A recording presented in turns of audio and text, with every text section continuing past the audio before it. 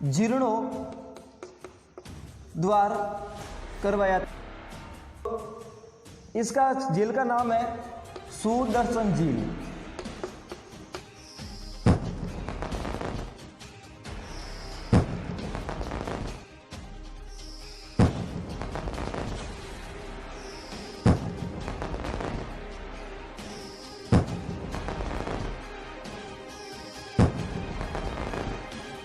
बार जीर्णोद्धार करवाया था जिसका नाम था स्कंदगुप्त।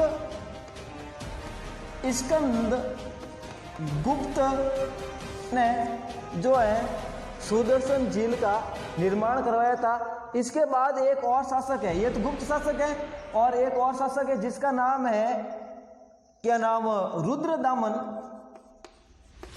रुद्रदामन इसने भी जो सुदर्शन झील का जीर्णोद्धार करवाया था, निर्माण करवाया था पुष्यमित्र वैश्य ने, फिर जीर्णोद्धार करवाया था एक बार स्कंदगुप्त ने, बाद में करवाया था रुद्रदामन ने। फिर अगला प्रश्न है, विजयनगर के उस स्थल का जो नाम लिखिए जिसे यूनेस्को ने विश्व विरासत संरक्षण में अंतर्गत शामिल किया है। अब हमारे भारत के अंदर पड़ता है हरिहर बुक्का। आपने नाम सुना है, हरिहर और बुक्का। इन्होंने विजयनगर साम्राज्य की स्थापना की थी। किसकी की थी?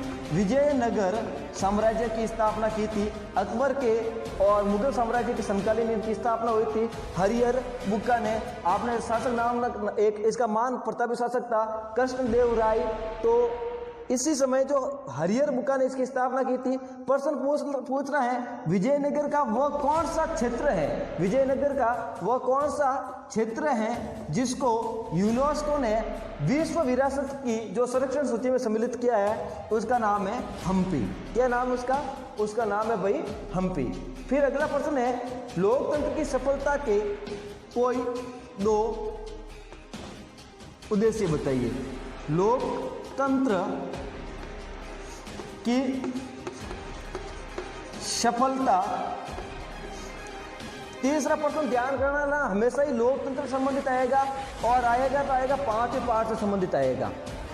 अध्याय 5 जो लोकतंत्र, जो प्रश्न संख्या तीसरा है लोकतंत्र से आएगा, और पाठ का नाम है अध्याय 5 जो पाठ है वो देख लेना। और उसमें लोकतंत्र की सफलता की कोई दो आवश्यकता लिखिए कि भाई किस प्रकार लोकतंत्र को सफल बनाया जा सकता है। तो पहला, सफल बनाने के लिए समाज में शांति व्यवस्था कायम रहनी चाहिए। यदि समाज में जो शांति व्यवस्था, समाज में शांति व्यवस्था का कायम रहना, और दूसरा है जनता का शिक्षित्व, जनता का शिक्षित व जागरूक रहना, जनता का शिक्षित व जागरूक रहना। लोकतंत्र की सफलता के प्रमुख दो, जो किस प्रकार लोकतंत्र को सफल बनाया जा सकता है, आवश्यक शर्तें कौन कौन सी है? तो आवश्यक शर्तें समाज में शांति व्यवस्था का कायम रहना और जनता का शिक्षित व जागरूक रहना। यदि जनता शिक्षित व जागरूक है तो लोकतंत्र को सफल बनाया जा सकता है। प्रश्न संख्या 4 है कि भाई शीघ्र संदेशों को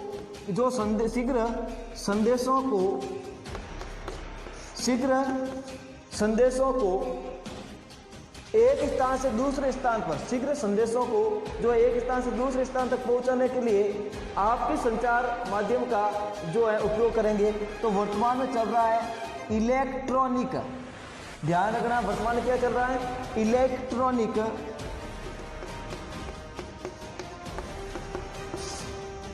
मेल।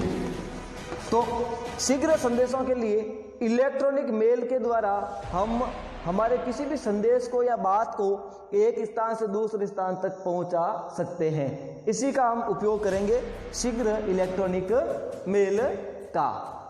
फिर 5 प्रश्न होगा इसके बाद, और 5 प्रश्न है नीति आयोग के कोई 2 कार्य लिखिए।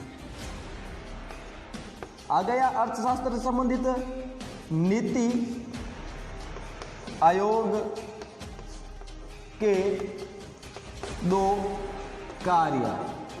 नीति आयोग के 2 कार्य मैं बोल रहा हूँ, आप ध्यान रखना। पहला है सरकार के लिए, नीति आयोग का कार्य है, पहला ध्यान रखना, सरकार के लिए विभिन्न नीतियों व कार्यक्रमों का निर्धारण करना। सरकार के लिए विभिन्न नीतियों व कार्यक्रमों का निर्धारण करना और सरकार को परामर्श प्रदान करना। सरकार के लिए विभिन्न नीतियों एवं कार्यक्रमों का निर्धारण करना और दूसरा नीति आयोग का कार्य है सरकार को परामर्श प्रदान करना। फिर अगला प्रश्न है राष्ट्रीय विकास परिषद की स्थापना क्यों की गई थी। छठा प्रश्न है राष्ट्रीय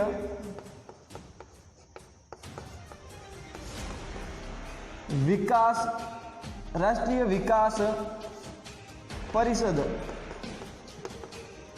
ध्यान रखना, राष्ट्रीय विकास परिषद की स्थापना, राष्ट्रीय विकास परिषद की स्थापना क्यों की गई थी। तो मैं बोल रहा हूँ, आप ध्यान सुनना, राष्ट्रीय विकास परिषद की जो स्थापना क्यों की गई थी, तो भारत में राज्यों व केंद्र शासित प्रदेशों के लिए, ध्यान करना, भारत में राज्य व केंद्र शासित, भारत में राज्य व केंद्र शासित जो प्रदेशों के भारत में राज्यों व केंद्र शासित प्रदेशों को योजना निर्माण एवं क्रियान्वयन में शामिल करना व नियोजन की प्रक्रिया के विकेंद्रीकरण करने हेतु भारत में राज्य व केंद्र शासित प्रदेशों की योजना निर्माण एवं क्रियान्वयन में सम्मिलित करने व नियोजन की प्रक्रिया के विकेंद्रीकरण करने हेतु भारत में राष्ट्रीय विकास परिषद की स्थापना की गई थी। अगला प्रश्न है समावेशी विकास क्या है।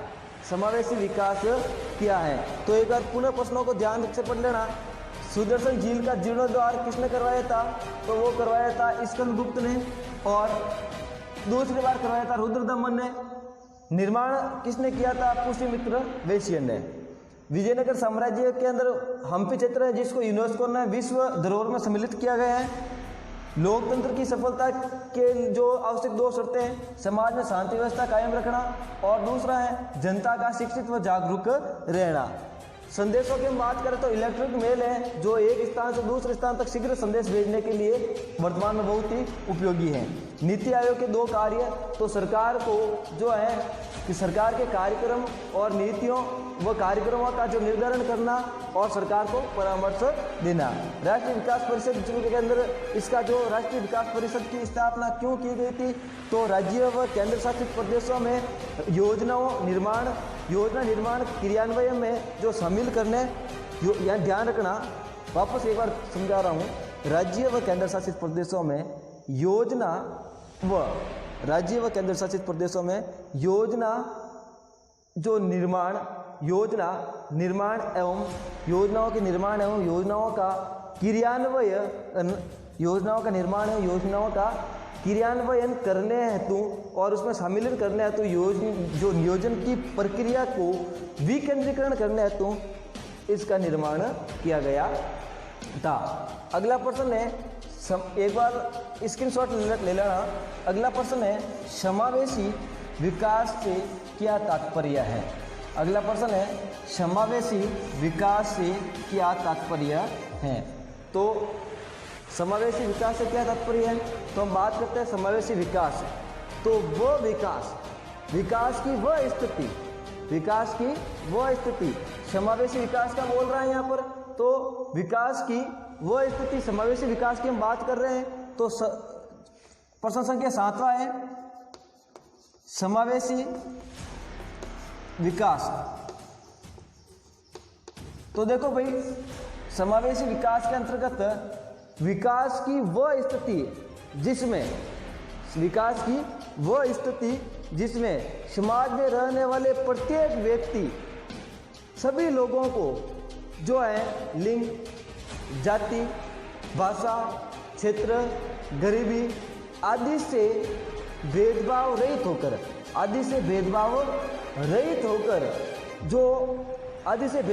होकर विकास की मुख्य धारा में सम्मिलित करना।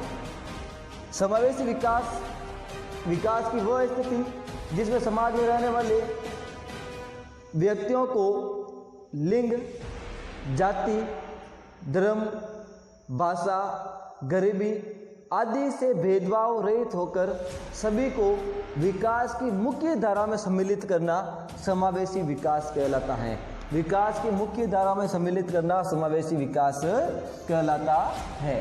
प्रश्न संख्या 8वां है, मुद्रास्फीति के 2 स्वरूप बताइए। कि भाई जो भारत में मुद्रास्फीति बढ़ रही है, भारत में मुद्रास्फीति बढ़ रही है, तो मुद्रास्फीति के 2 स्वरूप कौन कौन से हैं? तो मुद्रास्फीति के 2 स्वरूप कौन कौन से हैं? तो बिल्कुल सिंपल है। पहला है मांग प्रेरित मुद्रास्फीति। मांग प्रेरित मुद्रास्फीति पहला क्या है? मांग प्रेरित मुद्रास्फीति। और दूसरा है लागत प्रेरित मुद्रास्फीति। लागत प्रेरित मुद्रास्फीति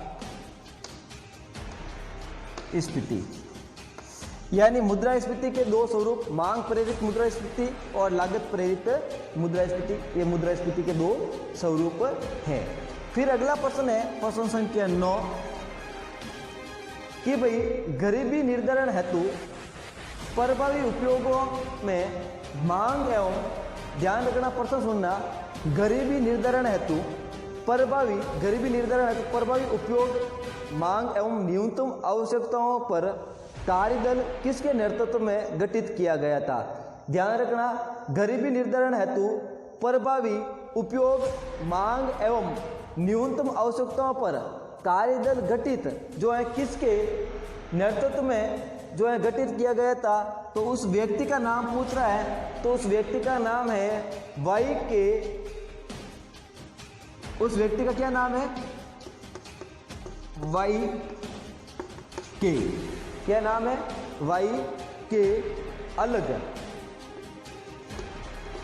YK अलग के नेतृत्व में जो गरीबी के अंतर्गत, YK अलग के नेतृत्व में गरीबी निर्धारण को प्रभावी बनाने के लिए जो गरीबी निर्धारण को प्रभावी, उपयोगी एवं न्यूनतम आवश्यकताओं पर जो कार्यदल जो गठित किया गया था वो किसके नेतृत्व में किया गया था? YK अलग के नेतृत्व में। अगला प्रश्न है 10वां, कृषि क्षेत्र में कौन सी बेरोजगारी छुपी हुई है? कृषि क्षेत्र में कौन सी बेरोजगारी छुपी हुई है? तो ध्यान करना, कृषि क्षेत्र अधिकतम जो आता है छिपी हुई बेरोजगारी के अंतर्गत। छिपी हुई बेरोजगारी के अंतर्गत जो है कृषि क्षेत्र आता है। सर छुपी हुई बेरोजगारी यानी देखो भाई, कृषि के अंदर हम कुछ भी नहीं कह सकते हैं। आपने कृषि की, बारिश अच्छी हुई तो वहाँ पर जो है आपको रोजगार मिल गया, यानी बारिश अच्छी हुई सभी को रोजगार मिल गया। अब बारिश हुई नहीं तो फसलें चौपट हो गई तो उसमें बेरोजगारी बढ़ गई। इसलिए कृषि में क्या कौन सी बेरोजगारी पाई जाती है? छिपी हुई बेरोजगारी पाई जाती है। तो आज का चैप्टर हमारा समाप्त होता है। कल हम पुनः इसी प्रकार के महत्वपूर्ण 20 प्रश्न आपके सामने लेकर आएंगे जो परीक्षा की दृष्टि से आपके लिए महत्वपूर्ण है। तो वीडियो कैसा लगा कमेंट बॉक्स में ज़रूर बताएं, और अभी तक आपने हमारे यूट्यूब चैनल को सब्सक्राइब नहीं किया तो सब्सक्राइब कर दें, और अपने दोस्तों में शेयर करना नहीं भूलें। धन्यवाद।